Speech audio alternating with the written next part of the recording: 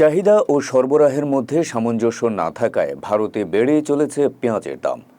বাজার সংশ্লিষ্টরা বলছেন, বাজারে সরবরাহ কমে যাওয়ার কারণে গেল 2 সপ্তাহে পেঁয়াজের দাম বেড়েছে 30 থেকে 50%। এছাড়া ঈদুল আজহায় বাড়তি চাহিদা থাকার বিষয়টিও দাম বাড়ার কারণ বলে মনে করছেন ব্যবসায়ীরা। ভারতের নির্ভরযোগ্য গণমাধ্যম ইকোনমিক টাইমস জানায়, জুন মাস থেকে বাজারে যে পেঁয়াজ আসে তা মূলত কৃষক ও ব্যবসায়ীরা তাদের মজুদ থেকে সরবরাহ করেন।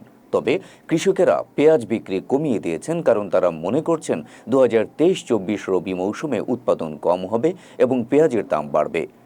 এই পরিস্থিতিতে ভারতের ব্যবসায়ীরা পেঁয়াজ মজুত করে রাখছেন। তাদের আশা, কেন্দ্রীয় সরকার পেঁয়াজের দাম নিয়ন্ত্রণের জন্য যেসব ব্যবস্থা নিয়েছে সেগুলো শিথিল করা হবে। এদিকে পেঁয়াজের দাম বৃদ্ধি রোধের প্রচেষ্টা চালিয়ে যাচ্ছে ভারতের কেন্দ্রীয় সরকার।